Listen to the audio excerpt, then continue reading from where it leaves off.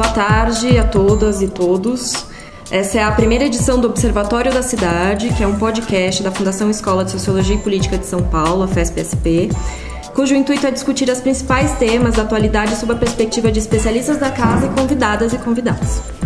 Nesse primeiro programa, nós iremos discutir o primeiro ano da gestão Dória, à frente da Prefeitura da cidade de São Paulo. O meu nome é Alessandra, eu sou graduanda de Sociologia e Política da FESP e eu estarei conversando com as nossas convidadas e convidado. A vereadora Sâmia Bonfim, o cientista político William Nozaki e a socióloga Marta Bergamin. A Sâmia Bonfim cumpre o mandato de vereadora pelo Partido Socialismo e Liberdade, o PSOL, é formada em Letras pela PUC. Marta Bergamin é doutora em Sociologia pela UFSCar, trabalha questões de gênero, Sociologia do Trabalho Urbana, com atenção especial à economia solidária, e é professora de Sociologia na FESP. O William Nozaki é mestre em Desenvolvimento Econômico pela Unicamp e é professor de Análise de Políticas Públicas pela FESP-SP. Foi coordenador de promoção do direito à cidade da Secretaria Municipal de Direitos Humanos e Cidadania de São Paulo na gestão Fernando Haddad. Bom, primeiro, Sâmia, baseada na sua primeira experiência, atuando na Casa Legislativa, como você avalia esse primeiro ano, ou melhor, esses 10 meses de atuação do prefeito João Dória no Executivo? Tem erros, tem acertos, só erros, só acertos? Bom, primeiro, boa tarde a todas e todas. Esse primeiro ano da gestão Dória, eu acho que ele foi um ano de muitas contradições. Ele surgiu no cenário eleitoral se apresentando como um apolítico, um gestor, um empresário, não alguém já envolvido no meio da política, o que foi algo bem providencial no momento de uma crise de representatividade gigantesca no país. Muita gente, eu acredito, depositou confiança, depositou o voto nele por ele se apresentar como um possível outsider ou uma novidade. Mas em poucos meses ele vem se mostrando como um político bem tradicional, inclusive, que tem já muitas relações no mundo político, que é algo que ele negava até então, mas também que tem um modo de fazer política muito associado àquilo que a população repudia. Eu acho que tem alguns elementos ao longo do ano que deixam isso muito explícito. Primeiro que o principal guarda-chuva, o marketing do prefeito, tem a ver com o tema da cidade linda, que é principalmente o tema de zeladoria urbana, essa parte estética mais visível, aos olhos da população. Mas, enfim, basta andar pela cidade que vê que esse é um dos piores, na verdade, elementos da sua gestão.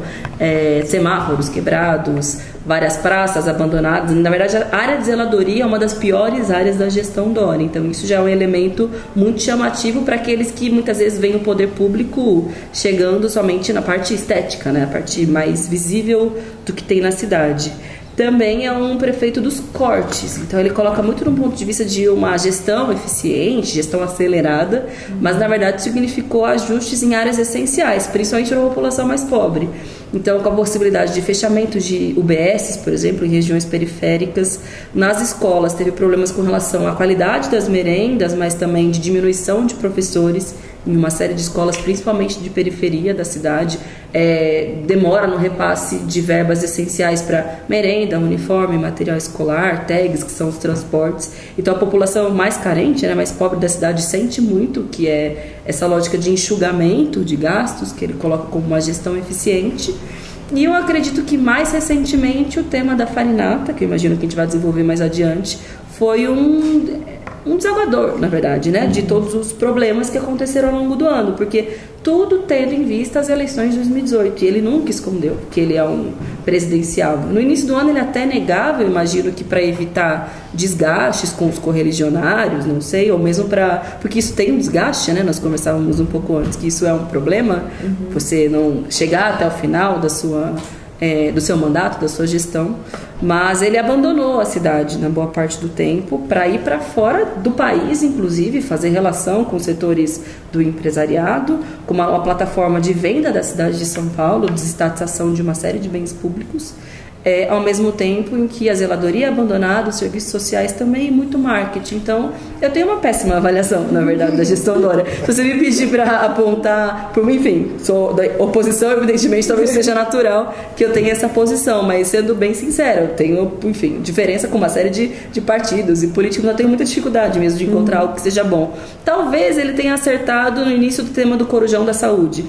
porque, enfim, você diminuiu a fila de exames na cidade. Mas isso foi temporário. Em poucas semanas, a fila voltou ao que era antes e até aumentou. Os exames não tiveram encaminhamento de diagnóstico. Então, no fundo, acabou se tornando também mais uma peça de marketing. E provavelmente de relação com alguns setores do empresariado da área da saúde. Então, ainda assim, eu tenho dificuldade de avaliar algo bom da sua gestão. Certo.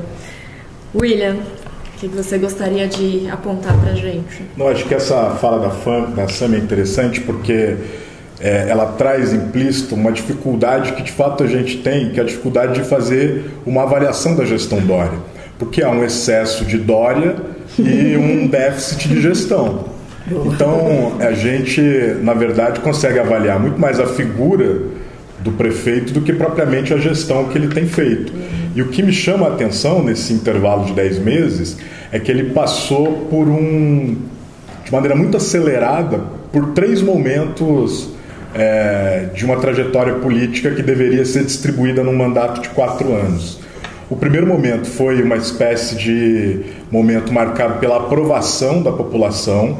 Eu acho que isso tem a ver com um sentimento que havia entre os munícipes de São Paulo sobre a ausência de um prefeito, né? A gente pode endossar ou contestar esse sentimento, a gente pode problematizar o quanto Fernando Haddad conseguiu dar conta de implementar políticas, de organizar uma gestão com aspectos inovadores e que merecem a nossa atenção e que estão sendo desmontados agora, mas independente dessa avaliação, o sentimento geral da população no calor da eleição era um sentimento de um prefeito ausente. Isso confluiu para aquela ideia que foi bem organizada pelo marketing do Dória de trabalhar a figura do João Trabalhador, abrindo, portanto, o diálogo com um contingente populacional de São Paulo que passou no último período por um processo de mobilidade social, de ascensão, e que estava mirando e se espelhando mais na classe média e construindo seus laços de identidade para além do local de trabalho estrito sensu, e essa confluência me parece que deu uma carta e um aval para que o Dória se apresentasse e iniciasse a sua gestão com a aprovação do município. Um segundo momento eu acho que começa a acontecer quando ele viaja e se desloca muito para outras cidades e para fora do país, misturando interesses que são da ordem da gestão municipal com interesses que são da ordem da construção de uma eventual candidatura dele. E nesse momento me parece que a população criou uma espécie de suspensão com relação à opinião acerca do Dória. E o terceiro momento, eu acho que ele se inaugura com o que para mim é um escândalo, que é aquilo que a Samia já apontou, a gente deve tratar aqui também, que é o caso da farinata. Eu acho que isso soou como uma espécie de gota d'água para a população e isso, inclusive, tem trazido problemas para o Dória construir a sua viabilidade eleitoral e dar conta dessas lacunas que ele deixou nesses 10 meses de gestão em São Paulo. Então o que me chama a atenção é um ciclo de ascensão, suspensão e queda no período de 10 meses. Evidentemente que isso não significa que a queda vai continuar, a gente não tem como fazer uma previsão sobre o que vai acontecer daqui para frente, mas no intervalo de menos de um ano ele cumpriu um ciclo muito problemático até aqui. Perfeito. Marta? Bom, o primeiro ano de gestão na Prefeitura de São Paulo parece que é sempre difícil, né? O Haddad também enfrentou graves dificuldades. Acho que o primeiro ano de gestão, se eu não me engano, foi em 2013. O Haddad enfrentou as ruas, né? E não foi bem. Então parece que, como a gente tem uma tradição em São Paulo de não fazer, os candidatos não se reelegem, né? Os prefeitos não têm se reelegido. Então o primeiro ano de governo me parece que é sempre difícil. Então o Dória enfrenta dificuldades que são presentes nos primeiros anos das últimas gestões. Mas eu acho que tem uma questão que ele deve estar avaliando também, que são esse novo fator das redes sociais, que trazem uma velocidade muito grande e acelerada para todos os processos. Então isso que o William estava falando de uma queda muito rápida, me parece que tem também relação com a velocidade das redes sociais, de como a política vai se dando nas redes e de como hoje fazer política é também lidar com essa velocidade enorme de uma busca de curtidas e ascensão e a queda dele agora nas pesquisas, as últimas pesquisas de avaliação da gestão dele, que apresentam uma queda acentuada esqueci o nome. De aprovação, uma queda acentuada de aprovação da gestão dele, né? Então, acho que tem essa questão dessa velocidade, mas de um prefeito que deveria estar olhando por uma aprendizagem de o que é fazer a gestão numa cidade, numa grande metrópole como é São Paulo, né? Então, em primeiro lugar, eu queria apontar que eu acho que para ser prefeito de São Paulo, alguém teria que gostar muito dessa cidade. E gostar da cidade de São Paulo me parece que é lidar com a desigualdade social. A gente tem uma desigualdade brutal na cidade, né? Então, é só ir até as periferias da cidade para que essa desigualdade está presente nos mais diversos lugares sociais, né? E a cidade, eu estava lendo outro dia um texto do Milton Santos, a cidade apresenta muitas camadas de tempo, né? São tempos distintos que fazem o espaço. Então, não tem como não lidar com a história da cidade e dos processos da cidade, né? Então, acho que o Dória chega ignorando tudo isso, me parece, e eu acho que ele enfrenta uma dificuldade, ou quer dizer, essa queda de aprovação pode estar relacionada com isso também, que me parece um prefeito que não gosta da cidade, que olha para os pobres. Então a gente viu o episódio da Cracolândia, de um prefeito que diz que a Cracolândia ia ser extinta em poucas semanas, ou ele acreditou que em uma semana ele ia dar conta de uma questão muito complexa. E esse olhar para a desigualdade, para a pobreza, numa chave que aparece então agora com a questão da farinata, me parece visando uma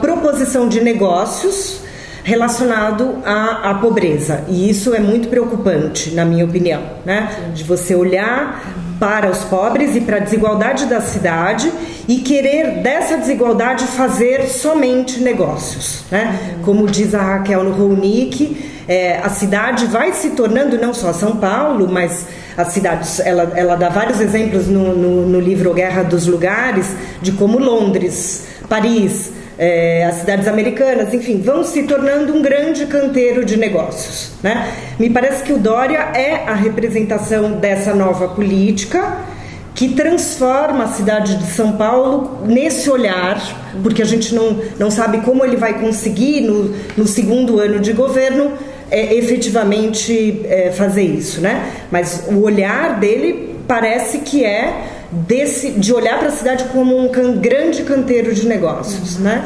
E aí a gente que tem uma perspectiva crítica para observar esse primeiro ano de gestão, eu tenho uma preocupação grande em relação a isso, porque acho que a cidade é muito mais do que negócios. Eu acho que para a gente enfrentar a desigualdade brutal da cidade, a gente precisaria olhar para os pobres, para a precariedade da cidade, para as franjas da cidade, de uma outra maneira. Perfeito. Bom, então, pegando o gancho aqui, como vocês já trouxeram pra gente, a questão da queda da aprovação dele, né, pela população, o Datafolha fez uma pesquisa em outubro, onde ele aponta que a aprovação da gestão Dória caiu de 41% para 32%, né, que é quem considera a gestão regular ou boa, e a taxa de rejeição subiu de 22% para 26%, que quem considera que a gestão é ruim ou péssima, né? Esses números eles apontam para um público que se locomove de transporte público pela cidade e que são pessoas que ganham abaixo de 10 salários mínimos, né? E aí, ao mesmo tempo, quando faz um recorte para as pessoas escolarizadas, né, essa queda é maior. Ela vem de 53% e cai para 38%. Então a gente tem 15% aí de queda. Como que você avalia isso, Sâmia? Como que você consegue apontar por que essa população teve essa decepção, não sei se a gente pode chamar assim, né? Olha, eu acho que para além dos elementos já apontados pelos professores, talvez a expectativa que se criou através de um discurso com excesso de marketing que ele traz, eu acho que isso gera uma decepção também grande por parte da população de diferentes camadas sociais. Porque justamente por ele também querer se apresentar já como um candidato à presidência, então é um escopo muito breve, né, para poder mostrar por que, afinal de contas, ele merece a confiança do conjunto da população brasileira. Só que se você observar ao longo desses 10 meses de gestão, o que de concreto ele trouxe de melhorias para a população? E no momento de crise brutal, de aumento do desemprego, de pessoas pelas ruas, enfim, as condições de vida estão cada vez mais difíceis, né?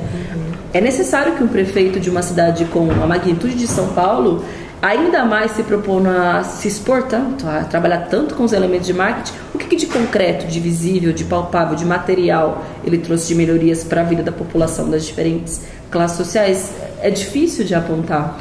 Então eu acho que isso é um elemento também que mostra uma desconfiança da população com relação a ele, porque as pessoas elas querem viver na pele. Tem, enfim, elementos sobre a gestão Haddad, que não é nem nosso material aqui, mas é visível o que a gestão Haddad fez, se é bom, se é ruim, enfim, se você concorda ou se você discorda das políticas que ele desenvolveu, é muito visível para as diferentes classes sociais, inclusive aspectos que dizem de ausência nas regiões periféricas e tudo mais, né, que é um dos elementos que as pessoas apontam. Mas a gestão Dória, o que ela fez? Do ponto de vista do que é mais sensível para a população, acho que houve retrocessos significativos nas áreas sociais, como eu coloquei, para a população mais pobre são elementos que fazem muita diferença.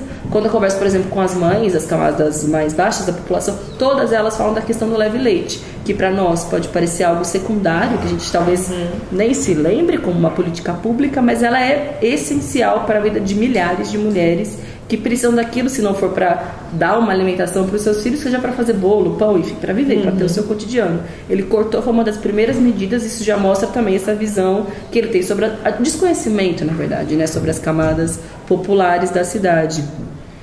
Além do tema da Cracolândia, né, do desespero de achar que você resolve em uma semana um problema que tem a ver com questões sociais, econômicas, de moradia, também tem a ver com o tema de dependência química, mas que não se resolve essencialmente com a repressão policial, que era o que ele quis expor.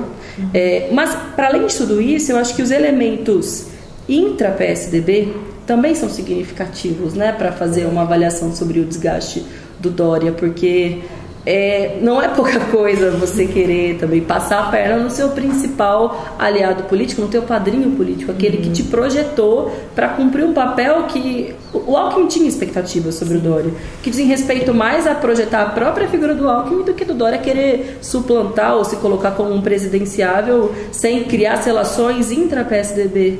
O sujeito buscou relações em todo o Brasil, dialogou mais com o próprio Democratas do que com o próprio PSDB, foi para fora do país e não estabeleceu o terreno necessário. E isso também abriu.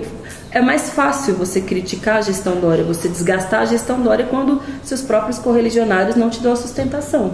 A abertura para ter o desgaste na mídia fica maior, a possibilidade de apontar falhas, tem menos pessoas que o defendem, né? Então acho que também são elementos que talvez expliquem essa queda da gestão dele. Eu queria acrescentar isso que a Sâmia disse, o fato de que essa suspeição, essa desconfiança que ele gerou na população tem a ver também com o modus operandi e com a maneira como ele se colocou como prefeito, andando numa linha muito tênue entre o que é ser assertivo e o que é fazer bravata. E na prática se mostrou concretamente que ele fez mais bravata do que foi assertivo na melhora da zeladoria da cidade, na manutenção das políticas públicas. E isso tudo fica evidenciado pela concepção de cidade que ele tem. Eu concordo muito com a Marta quando ela disse que olhar para São Paulo significa olhar para as múltiplas desigualdades que a gente vive, que a gente experimenta no município, e significa também, a partir disso, tentar enxergar o espaço urbano como um espaço, ao mesmo tempo, de conflitos, porque ele é um espaço onde concretamente se materializam as contradições, mas também é um espaço de convivência, de pertencimento, de acolhida. né? Quando o Dória ele ultrapassa esse limite entre ser um gestor assertivo e ser um político que faz bravata, ele joga água no moinho de uma concepção de cidade que caminha na contramão de tudo aquilo que a gente assiste do ponto de vista das políticas públicas sendo implementado nas grandes metrópoles brasileiras e mundiais. Então é muito assustadora a maneira como ele constrói essa gestão, porque mesmo se a gente fosse fazer uma avaliação com os parâmetros do que essa gestão elegeu como prioridade, mesmo nesses critérios ela é ineficiente. Posso dar um exemplo concreto: o programa de privatizações, concessões e parcerias que o Dória tem apresentado para diversos investidores e tem andado pelo mundo inteiro tentando vender os ativos do município. Mesmo essa proposta que aparece como prioritária no programa dele, ela não está conseguindo ser executada como eles gostariam. E isso acontece porque ele é um prefeito que, muito embora seja um político no sentido tradicional da sua movimentação, ele não é um político no sentido de construir e de lidar com os tempos e processos de implementação de uma política pública. Ele não respeita os rituais republicanos e democráticos, os procedimentos racionais legais de tramitação dos processos e dos projetos para que as coisas possam acontecer adequadamente no município. Então, eu acho isso muito temerário, porque isso significa não só que a cidade caminha na contramão de um projeto urbano que estava se enraizando ainda que de maneira muito germinal em São Paulo na gestão anterior, para essa gestão, porque na verdade ela não tem uma concepção de cidade. E naquilo que ela entende que deve ser prioridade, ela também não tem eficiência na implementação. Então é uma situação muito delicada e muito adversa, inclusive porque ela se situa num ambiente político, econômico e institucional de uma crise que impacta frontalmente a cidade. A gente tem no Brasil 13 milhões de desempregados, e um volume significativo deles em São Paulo e na região metropolitana. A prefeitura não tem uma política clara de emprego, trabalho, de estímulo à geração de renda, e coisas do gênero. Pelo contrário, a atual gestão ela tem apostado numa mistura muito problemática entre o estatal e o privado, e eu digo entre o estatal e o privado para poupar a palavra público, porque sequer a concepção de público está internalizada na maneira como eles enxergam a cidade. E isso nessa conjuntura ainda se torna mais problemático, porque aqui é um epicentro de contradições e de conflitos e de possíveis saídas políticas ou aprofundamentos da crise. Então a gente tem que olhar com muito cuidado o que está sendo feito aqui. Perfeito. Marta, o que você gostaria de acrescentar? Bom, eu acho que o de mais importante já foi falado, mas eu acho que foi um erro incrível e uma falta de avaliação, talvez, do que significa não cuidar da zeladoria da cidade nesse primeiro ano, né? Eu acho que me parece que as pessoas que têm trabalhado mais perto da gestão têm dito que tem uma economia das verbas de zeladoria, né? Para que talvez o ano que vem tenha mais obras, enfim. Mas o fato é que é muito perceptível que a cidade está muito esburacada, que a cidade está muito suja, que a cidade está muito feia, que o trânsito talvez tenha piorado, enfim, que os faróis quebrados, né? Parece que tem também uma compra de novos semáforos, que vai ter uma troca de semáforos aí. Então, mas o slogan principal, que acho que vai virar um selo de qualidade da cidade, o Cidade Linda, né? Tem naufragado nessa falta de cuidado com a zeladoria. E me parece um erro de avaliação política nesse aspecto, que se ele tivesse cuidado só disso, as pessoas já teriam uma avaliação melhor. Porque eu acho que para o paulistano essa parte, não sei muito bem porquê, mas ela é extremamente importante. E eu acho que tem um erro de avaliação dele de que no primeiro ano de gestão ele não precisaria cuidar disso. Agora, uma pessoa que quer se lançar candidato a presidente não consegue dar o básico para a cidade, né? Então não estou nem falando da minha tristeza em observar que a gente talvez não vai ver nenhuma inovação para a cidade de São Paulo, da imensa possibilidade que essa cidade tem de inovar em relações ambientais, em relações sociais, em criar novos projetos, novas experiências que pudessem dar conta de um novo modelo de cidade. Eu acho que isso não vai acontecer nessa gestão, mas nem o básico ele está conseguindo suprir. Parece que, na minha avaliação, é um erro político brutal. Digamos até um erro de marketing, né? Já que a marca está pronta, porém o produto não está sendo entregue. Porque lança a marca e não deu conta, né, da cidade ficar linda, minimamente linda. Para a cidade de São Paulo ser linda, ela precisa de muita coisa, né? Mas acho que a gestão anterior do Haddad trouxe novos ares para a cidade, as pessoas estavam num outro clima. Claro, o Brasil também estava num outro momento, agora a gente está enfrentando uma crise econômica, social, política muito grave, mas a cidade volta a ficar sombria, né? Uma cidade sombria de se habitar. Isso é muito ruim, porque eu acho que a gente... Talvez a sensação do paulistano é de que a gente já tivesse num outro momento e que a gente pudesse avançar mais para melhorias na qualidade de vida da cidade. E isso se reverteu. Eu acho que a gente volta a um momento em que todo mundo se encontra de novo num momento mais sombrio, e eu acho que talvez isso tenha abatido ainda mais a aprovação do prefeito, porque o paulistano está mais abatido, né? Se me permite até um comentário sobre isso, eu acho que isso é muito significativo, principalmente quando ele apagou os grafites, por exemplo, da 23 de maio, de resgatar essa imagem de uma cidade cinza, sombria. Isso também é um elemento, principalmente de uma cidade que a saúde mental do paulistano é sempre um tema em voga, porque é uma cidade que te oprime, que te desespera. Então, e é uma cidade com pior qualidade de saúde mental do mundo. Exato. Né? É muito grave. Então você não prestar atenção nesses elementos estéticos que são importantes para o paulistano sobreviver nessa cidade, ainda mais utilizando a cidade linda, isso é muito significativo. E é curioso porque o próprio nome do programa ele já chama atenção, né? Porque cidade linda desperta algumas perguntas, né? Linda para quem, né? Linda de que forma? Linda a que custo? Exato.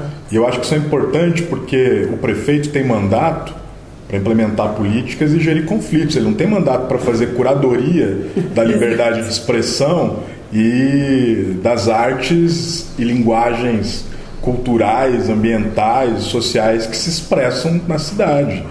Então ele se comporta muito menos como prefeito e muito mais como alguém que está acostumado a dar ordens sem acompanhar processos e depois cobrar para ver se terceiros fizeram aquilo que ele disse que devia ser feito, sem que ele se aproprie das condições necessárias para tornar o processo municipal decisório mais claro e mais efetivo.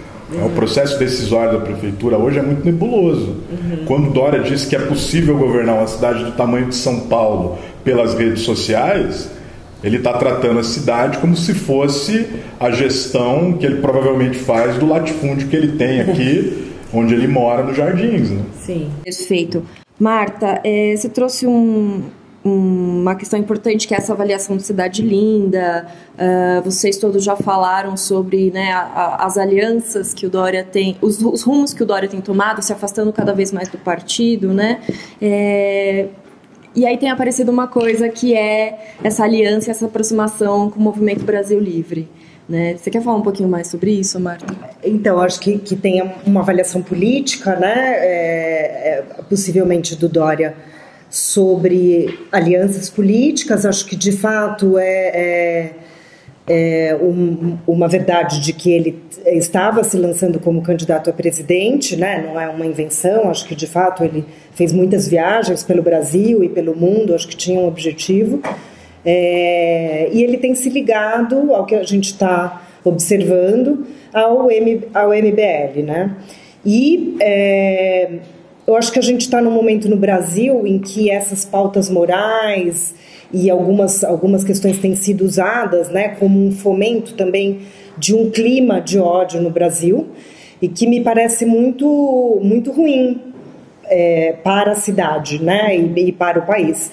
não só nas redes sociais, mas acho que esse clima extrapola as redes sociais. Então, eu acho lamentável que o movimento se ligue a esse fomento do ódio para ter as suas curtidas e a sua audiência nas redes sociais, né? Então, parece que tem um movimento por essas... que parece que 2018 já chegou, né? Parece que a gente já está no futuro. E, então, como já estamos em 2018, tem um monte de movimentações políticas que vão acontecendo e parece que tem uma ligação do Dória, que vai se fazendo... meio por fora do PSDB, como já foi dito, né? Se ligando a esse jovem movimento social da ultradireita que tem essas táticas de fomento do ódio como modo de angariar seguidores. E eu acho muito sintomático que o Dória, então, tenha decidido se ligar ao MBL, ao invés de procurar outros movimentos dentro do PSDB ou outros movimentos políticos, né? Perfeito.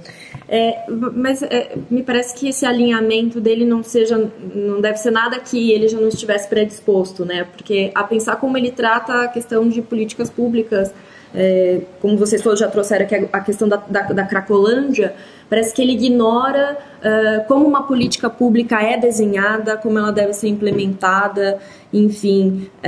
Você pode explicar um pouquinho melhor para a gente, William, aprofundar como que é pensada uma política pública, como que ela é desenhada até ela ser implementada, enfim, porque ele usou o mote de que, né, na sua campanha, de que a campanha de braços abertos do governo anterior era uma política que fomentava, vamos dizer em termos chulos, a vagabundagem, né? Ele não usou esses termos, mas é como a população compreende, como ele se expressou.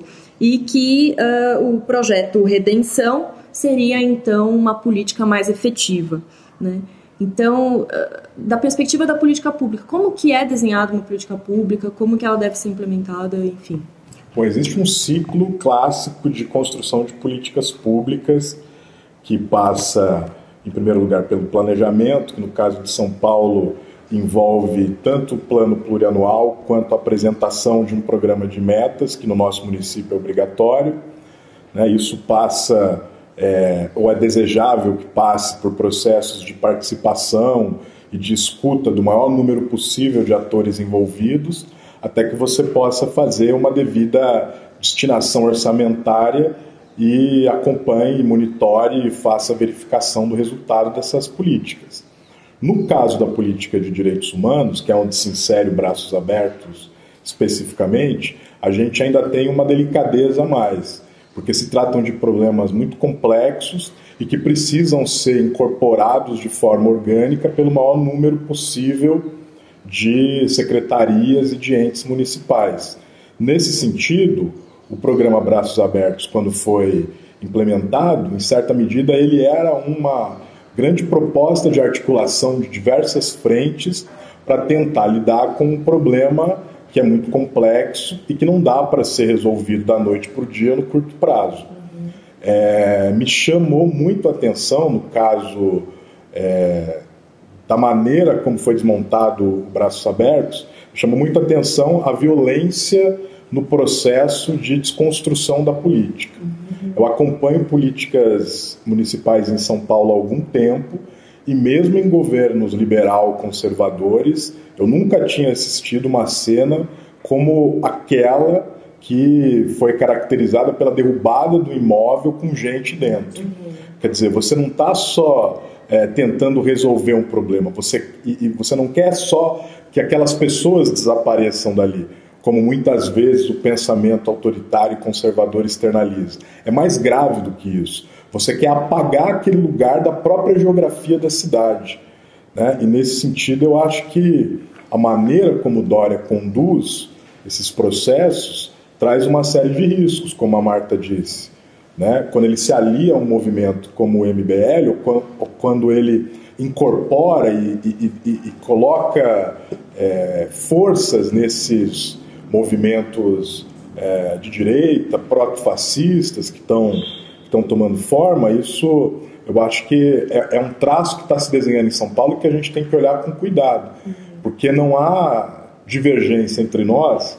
Quando a gente olha para a cultura política brasileira, identifica que ela é uma cultura autoritária, violenta, conservadora, patriarcal, racista e com toda sorte de problemas que vão alimentando as desigualdades e transformando diferenças em intolerâncias. Mas nesse caso específico, a gente tem que observar um elemento que eu acho que tem sido pouco problematizado, porque a maneira como o Dória dá fôlego para o MBL e a maneira como ele próprio se coloca cria um clima de censura e de cerceamento da liberdade de expressão que ultrapassa o limite do próprio pensamento autoritário. Porque uma coisa é quando você mobiliza o aparelho policial de Estado, por exemplo, para implementar a censura. Outra coisa é quando você se vale do controle moral da própria sociedade com mecanismos de fiscalização mútua, sem que se precise, inclusive, muitas vezes, mobilizar o próprio aparelho do Estado. Isso não é mais uma característica de um regime conservador. Isso é uma característica de um regime totalitário. A gente precisa tomar cuidado com o fato de que o fascismo, o próprio fascismo no Brasil, ele não se expressa só na figura caricata do Bolsonaro. Aliás, talvez o Dória seja a figura que mais se aproxima do fascismo real no cenário brasileiro hoje, mais até do que o Bolsonaro. Porque o Bolsonaro, em certa medida, ele é uma caricatura, ele é um arremedo de fascista tentando incorporar tudo que é de conservador na cultura política brasileira, mas ele não tem uma teia de relações empresariais e políticas, né, com capacidade de potencializá-lo ainda mais.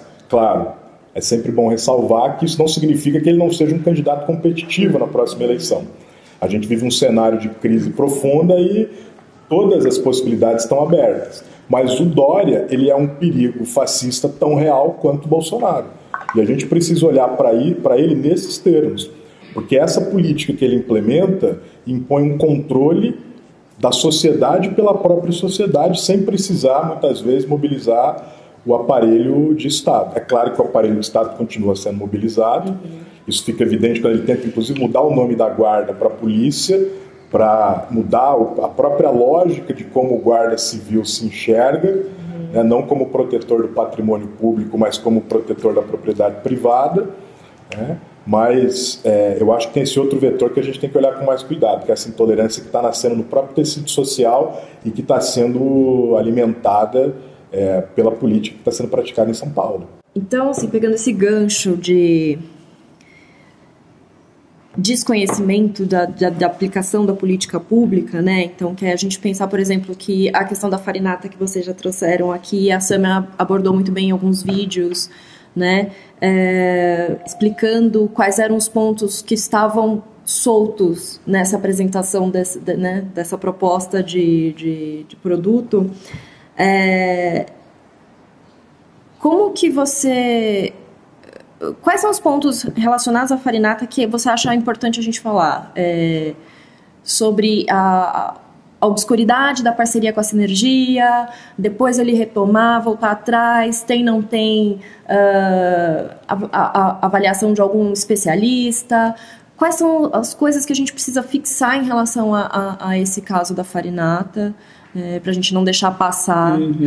Eu acho que o caso da farinata ela é muito simbólica de tudo que foram os desastres da gestão Dória, mas porque o elemento da alimentação, ainda mais num país que tem um histórico, né, de políticas de combate à fome, que isso é parte estrutural da nossa formação histórica, formação social, tem exemplos do Betinho, a própria Zilda Ardes, em vários programas, o próprio Fome Zero. Então é um tema muito sério e muito sensível para o conjunto da população.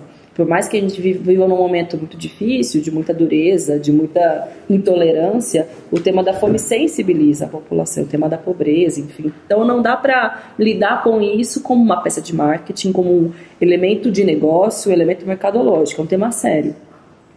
Ainda mais na cidade de São Paulo, que, enfim, nesse ano a gente já teve os escândalos em torno do tema da Cracolândia, mas também sucessivas violações de direitos humanos da população em situação de rua, que teve alguns casos como, por exemplo, o impedimento da equipe do padre Júlio Lancelotti de distribuir sopa para algumas pessoas em situação de rua. Então, nesse cenário que ele apresentou a farinata com uma política de erradicação da fome. O primeiro aspecto eu acho que tem a ver com a própria tramitação na Câmara de Vereadores, que foi o que mais me chamou a atenção. E talvez tenha sido o que despertou mais o nosso interesse em tentar desvencilhar um pouco o tema, desvendar o tema.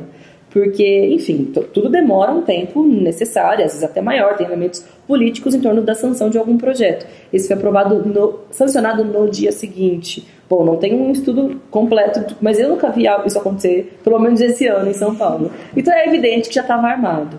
E o projeto ele foi aprovado na Câmara, de fato, como uma política de erradicação da fome, de evitar o desperdício, que é algo que a princípio ninguém está contra, e de tentar, enfim, fazer com que os empreendedores da cidade participem dessa política de doação de alimentos. Até aí ninguém levantou nada, passou belíssimamente num pacote de mais de 50 projetos.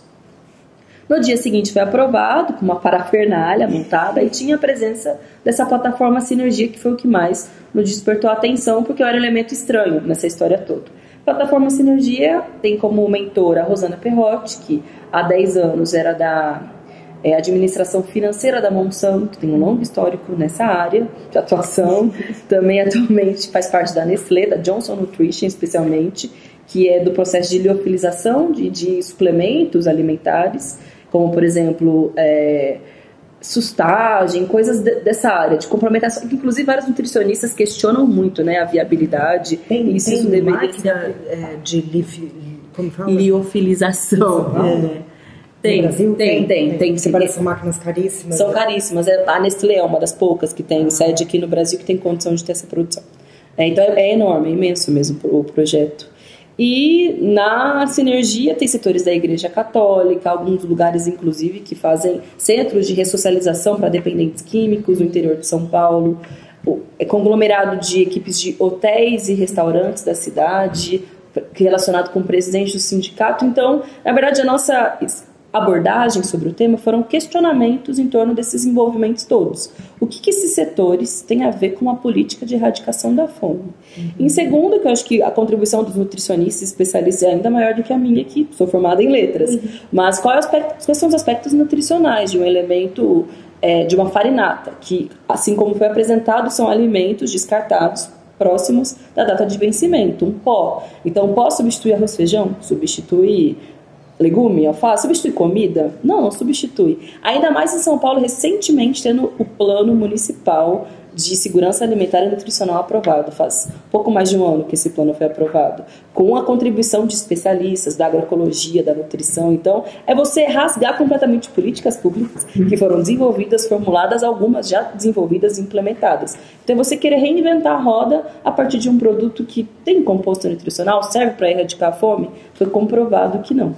E também das próprias relações políticas em torno disso, porque ficou evidente que o prefeito João Dória, ele, assim como boa parte dos prefeitos, ele muitas vezes escolhe algum vereador para apresentar um projeto de lei que tem a ver com o interesse da sua gestão, interesse muitas vezes do mundo dos negócios. E nesse caso ele escolheu o vereador Gilberto Natalini, que no imaginário da população tem a ver com as pautas ambientais. Então também foi algo assim, no imaginário da população tem a ver com isso, que é do Partido Verde. Então também foi um caminho meio livre de suspeitas, entendeu? Como uma forma de dar alguma credibilidade. Assim como a presença do Dom Odilo. A Igreja Católica está apoiando, que tem um longo histórico também em políticas de assistência social. Mas assim que saiu o nosso vídeo, para nossa surpresa, ele teve uma divulgação imensa, muitos e muitos acessos. Mas ao invés dele retroceder, ele quis avançar um passo a mais. Ele disse que não só ia implementar, como ele ia implementar também nas escolas. E aí o negócio ficou um pouco mais escancarado, porque, queira ou não, quando é população em situação de rua, as pessoas estão acostumadas, no mau sentido, a serem destratados. Agora, ninguém quer que seus filhos tenham acesso a algo que é suspeito, que tem a ver com relações e negócios que você não sabe quais são. E a partir daí, acho que o desgaste foi ainda maior. A forma como ele destratou muitos jornalistas também, quando questionaram sobre esse tema. E isso é um aspecto da gestão Dória também, que eu acho que explica muito a abertura que se tem para criticá-lo, porque os jornalistas dizem, em off, claro, que eles são destratados como se fossem animais mesmo, pelo prefeito. Então, acho que o tema da farinata também foi um exemplo disso. E eu acho que foi um divisor de águas, imagino que um divisor de águas na gestão Dória mesmo, porque a desconfiança que já vinha se alimentando ao longo do ano ficou muito maior com o tema da farinata, porque você quer transformar algo que poderia ser bacana política social, uma caridade, que na verdade é um grande negócio. Você quer substituir alimento por farinha, por ração humana, né, que é o termo que ficou popularmente conhecido. Então foi um tiro no pé, com muito marketing também, né, um belo vídeo, uma imagem de uma santa no pote do negócio, aí o secretário comeu, fez cara feia. Então foram muitos elementos que inclusive contribuíram, na verdade, para poder fazer uma crítica pública e uma abordagem sobre o tema. Lembrando que depois vocês podem falar melhor do que eu, mas que a política pública do Haddad para a merenda escolar vinha trazendo alimentos orgânicos feitos de agricultura familiar na cidade de São Paulo, para que as crianças se alimentem cada vez melhor através da merenda escolar, né? E aí eu acho que essa ração humana, de fato, é um disparate, né? Que é você lidar com a alimentação das crianças nas escolas municipais numa outra chave. E é muito grave, né? Eu acho que São Paulo tem tudo para inovar no melhor sentido, né? Claro. A gente poder alimentar as crianças nas escolas com uma produção orgânica feita na cidade, porque a cidade de São Paulo produz através de agricultura familiar, né? Tem nos extremos da cidade tem uma produção de alimentos orgânicos que poderiam ser usados para as merendas e para que as crianças fossem melhor alimentadas possível, né? E aí você reverte tudo isso. Primeiro teve aquela marcação das crianças com pontinho para que elas não repetissem a merenda, e depois ficou dito que era um cuidado com as crianças para que elas não engordassem, porque tem problemas de obesidade, de saúde com as crianças, mas já ficou muito ruim que as crianças fossem marcadas, né, para não repetir a merenda. E depois essa ração que acaba sendo a proposta de que seja oferecida para as crianças na merenda escolar. É muito estranho e muito grave. Em outros termos, é dizer que as pessoas não têm direito à alimentação. A boa alimentação, né? Não é nem a boa, a alimentação mesmo. Nesse sentido, você observou bem, você tinha uma política que articulava no governo Haddad de agricultura familiar, sustentabilidade ambiental e segurança alimentar. Né?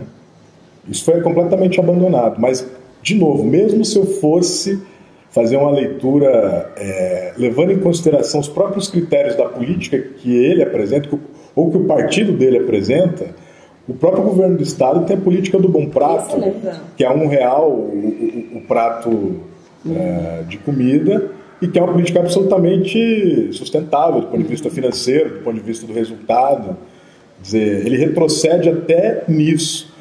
Um retrocesso é tão brutal que me parece que o Dória consegue uma proeza, que é fazer com que o Alckmin pareça razoável.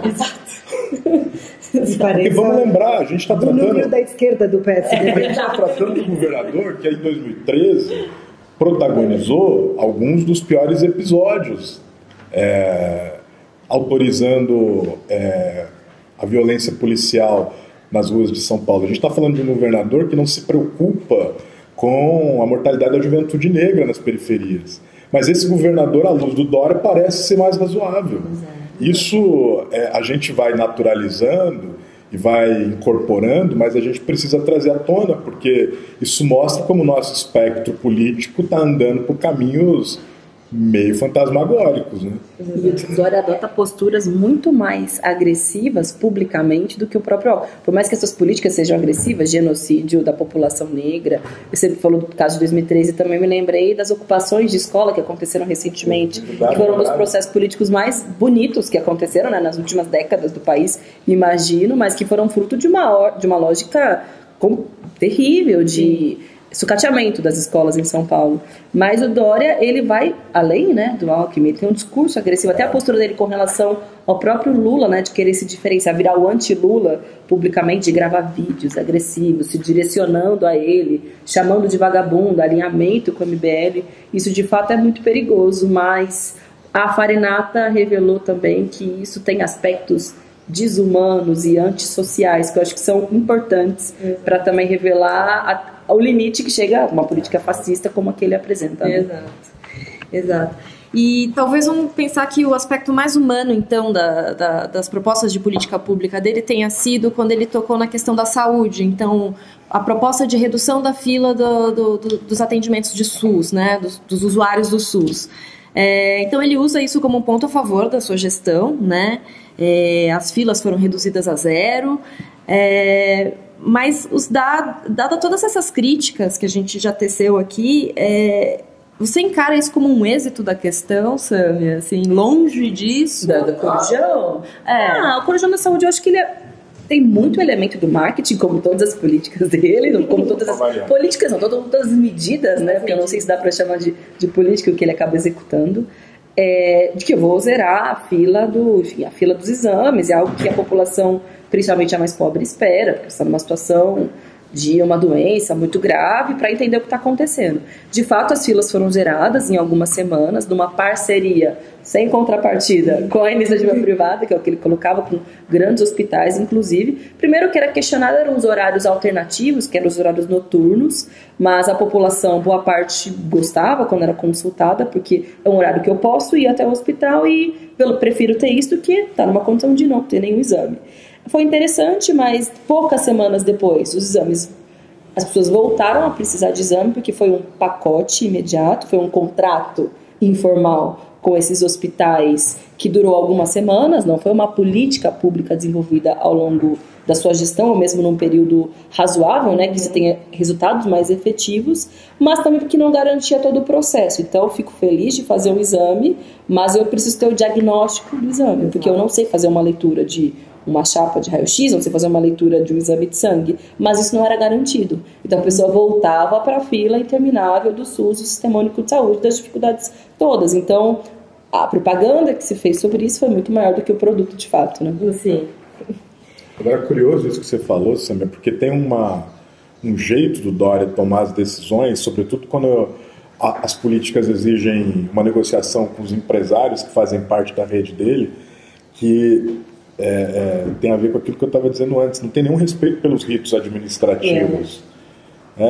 Quando você estava agora falando sobre o caso do Corujão e da relação com os hospitais privados, eu estava me lembrando de quando ele fez aquela reunião, quando houve a greve em São Paulo, e ele tentou reunir com o Uber e com a 99 para tentar disponibilizar carros para levar os servidores para casa. Ele fez uma reunião com os empresários, ele saiu dali dando uma declaração para a imprensa como se tivesse uma política organizada. Não tinha nenhum contrato feito, não tinha nenhum processo em tramitação, não tinha absolutamente nada de concreto para efetivar aquilo.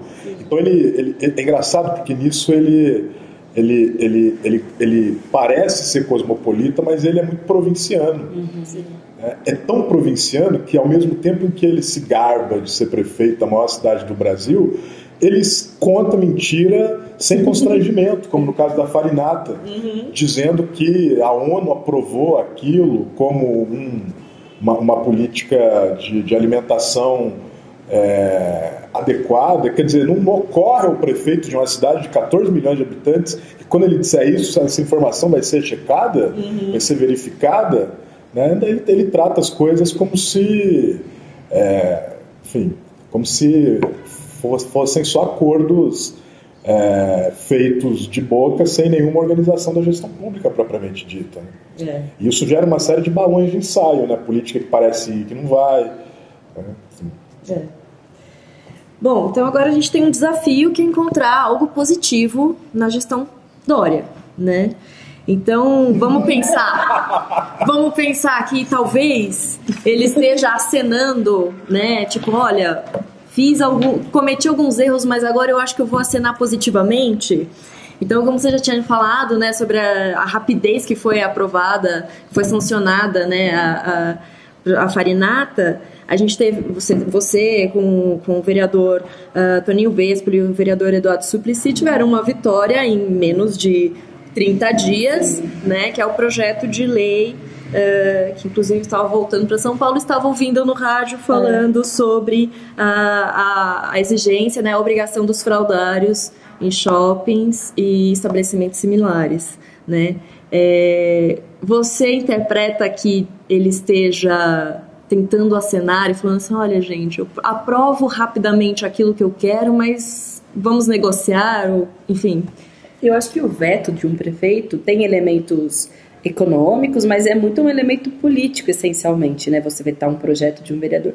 E esse projeto de lei, eu acho, não sei também se eu estou com uma visão ingênua, a gente até criou o projeto de uma forma com que não tivesse empecilho do ponto de vista material dos shoppings, não tem um espaço, não tem como mudar a arquitetura local. Então, nesse caso, pode ser também uma agenda positiva, de não parecer que ele está cerceando um projeto de lei da bancada de oposição, dos vereadores que são conhecidos como vereadores de esquerda, etc. Mas também tem a ver, acho que teve um limite também, né? Se ele reprovasse, vetasse esse projeto, com qual embasamento ele faria isso? Então, ao longo da gestão, eu tive um projeto de lei aprovado na Câmara, só um até agora, mas tem a ver também com a minha localização lá dentro. Outros vereadores da situação tiveram 4, 5, mas tudo bem, nosso mandato é feito de outros elementos, de outros aspectos também, que também foi sancionado, que tem a ver também com estabelecimentos comerciais, que é da divulgação do Disque Denúncia da violência contra as mulheres. Isso passou facilmente, mas também é um elemento de desgaste, você vetar algo que de algum aspecto contribui para a conscientização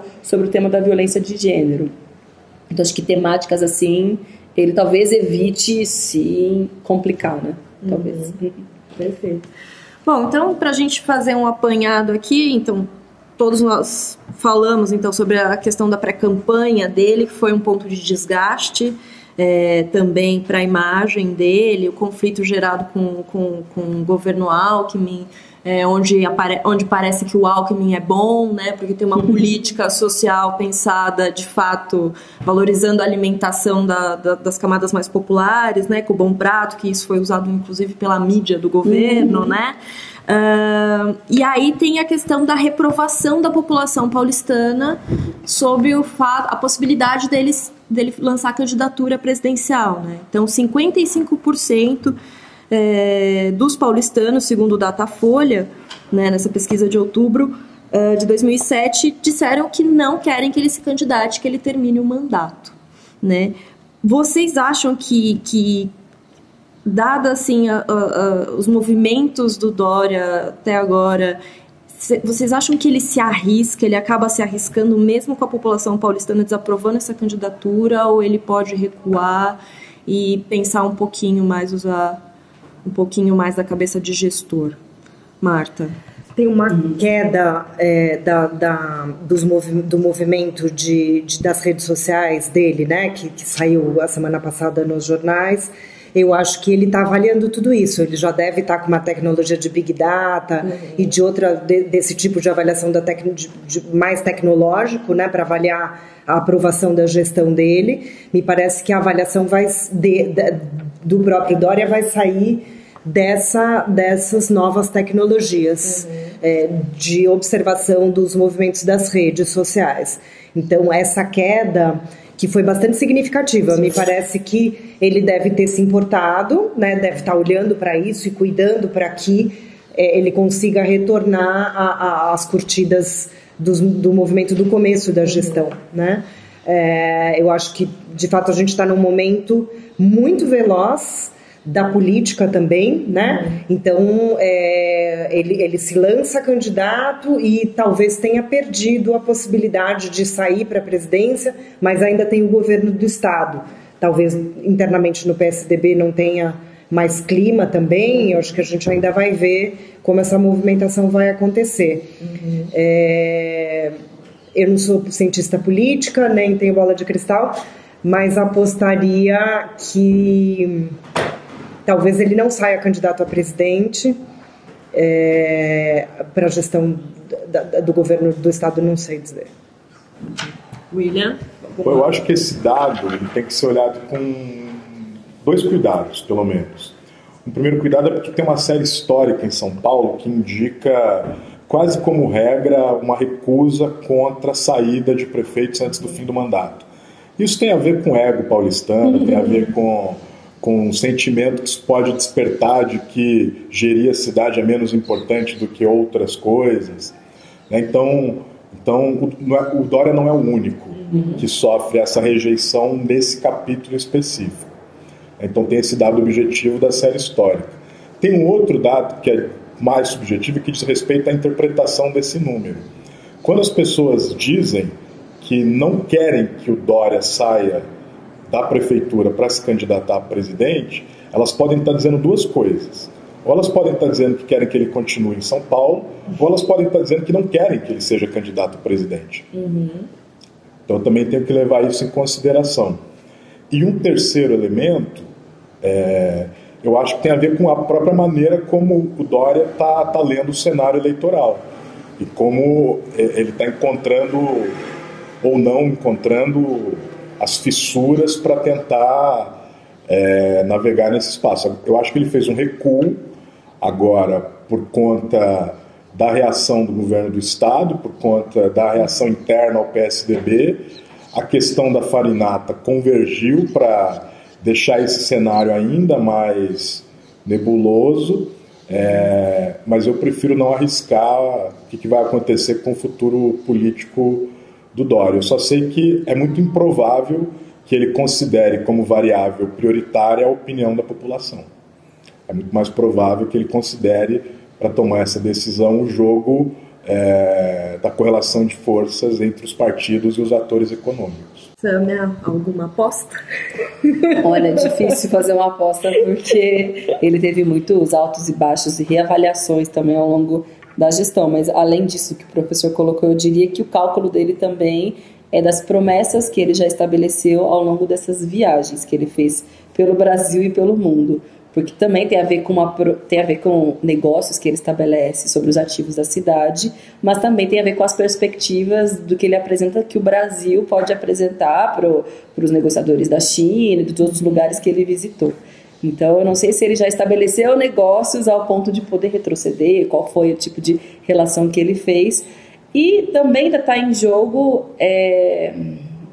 o elogio e o oferecimento por parte de outros partidos. Sei que ele sempre se senta com um partido novo, que apesar de ainda ser inexpressivo eleitoralmente, está se fortalecendo por ser bancado por vários setores do grande empresariado do Brasil e que pode, com o tempo, se fundir com outras legendas, com outros atores da política, talvez seja, ouça inclusive nos bastidores na Câmara, que é uma das principais pontes que o Dória está estabelecendo na política nacional, tem a ver também com as boas relações que ele estabelece com a cúpula do próprio Democratas, então isso ainda está em jogo, né? A possibilidade dele migrar para outras legendas. Mas recentemente, eu li, não lembro se foi no Estado ou se foi na Folha, que agora o próprio PSDB negocia uma chapa Alckmin-Dória, como se fosse para unir as duas pontas e os dois perfis, mais à esquerda, se é que isso é possível, e mais à direita do PSDB, para também tentar abocanhar esses dois filões da sociedade, que daí teria mais força eleitoral. Mas eu prefiro não arriscar. Eu, particularmente,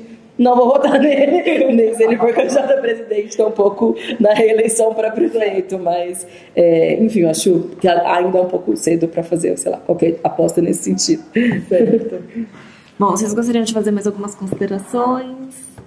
Levantar mais alguma... Você perguntou qual era a coisa boa do mandato agora. E eu fiquei pensando, a coisa boa é que um dia termina. Não é? Pode ser que ele saia candidato e termine em 2018. Eu falo essa coisa, eu nunca, diferente de vários colegas na Câmara, eu nunca tirei uma selfie com ele, eu fico muito feliz também. Mas é sério, eu vi no começo do ano vários vereadores, enfim, exaltando, quando a gente fez a primeira votação do plano de desestatização, tiraram uma foto com um cheque imenso. O prêmio fazendo uma referência, exato, não, e fazendo uma referência ao quanto a cidade ia arrecadar. Eu me lembro de alguns vereadores mais experientes, também da base do governo, mas mais experientes, dizendo: eles vão se arrepender muito dessa foto que eles estão tirando, que votaram a favor do projeto e que são Dória até o fim da semana. Então, isso também, esse é um lado positivo de eu nunca ter entrado nessa onda. Agora, essa coisa que você falou da tentativa de uma chapa puro sangue, é algo que me Dória esbarra no empecilho do PSB, né? É verdade. A conta não fecha, né? É verdade. Porque provavelmente, inclusive, a ida do Valdo Rebelo pro PSB tem a ver com essa negociação. Então vai ser muito difícil o PSB abrir mão de ter um protagonismo. Da estatura que eles têm, né? Então, acho que o tabuleiro está em aberto. Está em aberto. Está sendo jogado. O jogo está sendo jogado, a gente vai acompanhando de perto, né? E chegamos ao final, então, desse primeiro programa. Gostaria de agradecer muito a disponibilidade de vocês, de expor o tempo, agradecer que tenham aceitado o nosso convite. E a você que nos ouve, obrigado por ficar conosco. Sigam o nosso canal Observatório da Cidade pelo Spotify, Deezer, YouTube. E sigam a página da FESP nas redes sociais. Então é isso. Obrigada. Obrigada. Tchau.